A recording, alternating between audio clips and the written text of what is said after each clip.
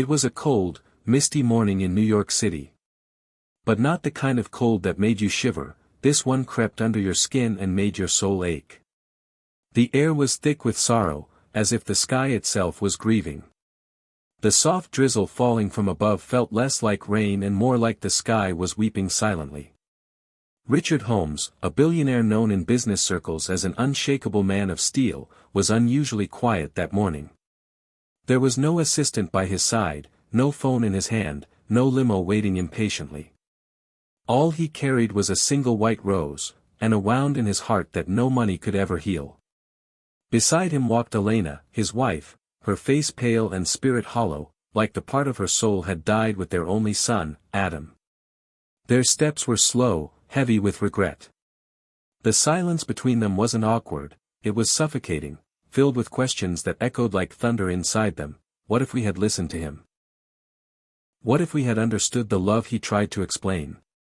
As they approached Adam's grave, they stopped in their tracks. There, sitting beside the headstone, was a small figure, motionless, as if time had paused for him. The boy, maybe 7 or 8 years old, was kneeling in the wet earth, his tiny hands clutching crushed roses now covered in dirt. His tears were flowing silently, soaking into the cold ground, merging with the name carved into the marble, Adam Holmes. "Daddy. I came back," the boy whispered, his voice shaking but calm, like someone who'd waited his whole life for this moment. Richard's knees weakened. Elena gasped, gripping her husband's arm for support. There was something eerily familiar about the boy. His face, his eyes, the way he said, "Daddy." The boy wasn't just grieving, he looked like he was carrying the weight of 1,000 unanswered questions. He placed a trembling hand on the grave, whispering, "You said, when I grow up, you'll come find me." "I've grown, Daddy. I kept my promise." The old cemetery caretaker shuffled over. But he wasn't surprised. Not like Richard and Elena. His tired eyes held a strange peace, like he'd been expecting this moment. "He comes here every week," the caretaker said softly, his hands folded behind his back. "Sometimes with flowers, sometimes with a note, sometimes he just talks to the stone for hours. Tells it about school. About dreams. About the mother he misses." There was emotion hidden behind his wrinkled eyes. His name's Sam.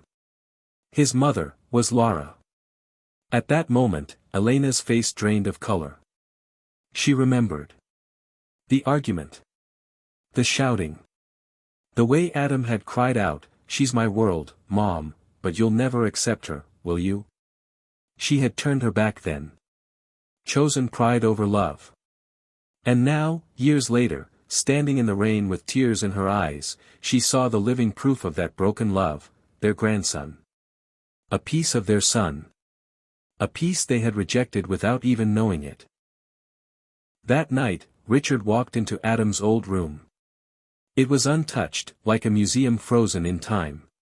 Dust had settled over the desk, the shelves, the toys. But the memories clung to the air like perfume, faint, but impossible to ignore. The laptop still sat on the corner of the table, its battery long dead. Richard plugged it in, almost on instinct, as if his heart was begging to hear his son's voice again. When the screen lit up, a folder blinked, "For Dad." With trembling hands, he opened it. Hundreds of photos spilled onto the screen, Adam smiling, Laura laughing, a baby cradled between them. Sam. The joy in Adam's eyes was unmistakable. Not the joy of wealth or success, but something pure. Something sacred. A video played. Adam's voice, "If anything ever happens to me, give this to my father. Maybe then, he'll understand that an heir isn't born just from blood, he's born from love." Richard clutched the screen, whispering, "Forgive me, son." For the first time in years, the billionaire wept like a father who had lost more than he could ever measure. Elena couldn't sleep that night. She sat alone in Adam's room, staring at the photo on the shelf, Adam holding Laura in one arm and little Sam in the other, all smiling beneath a Christmas tree. It wasn't just a picture, it was a mirror to everything she had refused to see. Her hands trembled as she pulled out a dusty box under the bed. Inside were Adam's journals, one of them dated just 2 months before his accident. She opened it, her breath shallow. Today Sam called me Daddy for the first time. I wanted to scream it from the rooftops. But I know Mom would never accept Laura, or him. The words stabbed her heart. Page after page, Adam had poured his love, fear, and desperation. Why is love always a battle in this house? Elena broke down, clutching the journal to her chest. In the silence of the night, a mother finally heard the voice of her son. Too late for him, but maybe, not for the child he left behind. The next morning, Richard and Elena sat across from each other in the grand dining hall, a room that once echoed with Adam's laughter, now haunted by his absence. What do we do now? Elena asked, her voice fragile. Richard stared at the empty plate before him, lost in thought. We find Laura, he said at last. We find her, and the boy. That same day, they hired a private investigator. It didn't take long. Laura had died 2 years ago, a quiet funeral, no family, no headlines.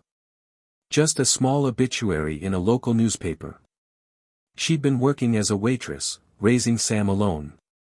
After her passing, Sam was taken in by a neighbor, an old woman named Mary. She wasn't a relative, just someone with a kind heart. When they found Mary's address, Richard stood at the door, unsure how to knock. But before he could, the door creaked open. And there he was, Sam. The same boy from the grave, standing in the hallway, his eyes wide and confused. Mary welcomed them in, her eyes cautious but kind. She'd heard the name, Holmes, before. So, you're the ones he talks about, she said gently, setting down 2 mugs of tea. Sam peeked from behind the curtain, unsure if he should come closer. He talks about his daddy every night, she continued. Even though I told him his father was gone. He believed one day someone from his real family would come. Elena's heart clenched. Richard, silent for a moment, finally knelt to Sam's level. I knew your father, he said. He was, my son. Sam blinked. You're my grandpa. The words were soft, unsure, like he didn't quite believe them. Richard opened his wallet and took out a photo, the same one from Adam's room. This is your dad, holding you, this was the happiest day of his life. Sam touched the photo with trembling fingers. You look like him, Richard whispered, tears welling up. And just like that, a connection sparked, fragile, but real. They brought Sam to the mansion that weekend. It was overwhelming for the boy, marble floors, chandeliers, security guards, and a room bigger than the entire apartment he used to live in. But what struck him most was the silence. Why is it so quiet, he asked. Elena smiled faintly, it used to be full of laughter. Your dad was loud. Always running, always singing off-key. She showed Sam Adams' old piano. He played this every morning. Drove me crazy. Sam pressed a key. A soft note echoed through the emptiness. That night, they had dinner at the grand table, just the 3 of them.